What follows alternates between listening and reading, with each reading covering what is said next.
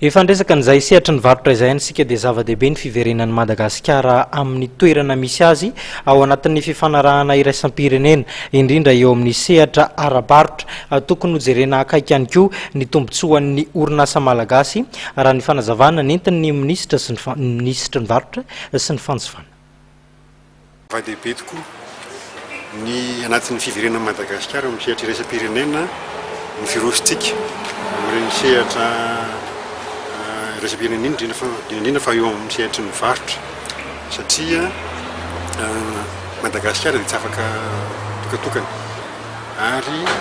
ny fifanankalozana eo amin'ny sehatra ny varotra na ny entana afaratsika fa indrindra ny entantsika izay avoakantsika ny ivelany dia miankina be lehibe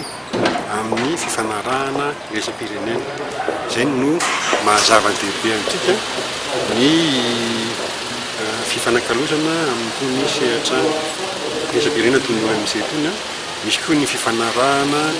amin'ny faritra samihafa vaingana toa zao ny jerena ny resaka komeza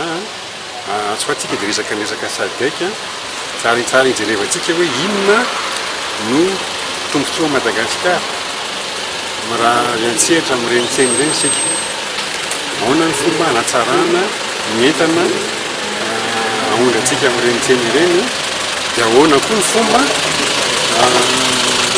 ahafahantsika miaro ny vokadratsika eto an-toerana mba tsy kafian'ny vokatra avy any ivelany mafy loatra na dia tsy misy tsony raha ny hoe ny fefy ahafahantsika manao amin'izay satria rehefa misokatra ny tsena iraisam-pirenena zao misokatra ny varotra dia nefa tsy maintsy tsinjovina hatrany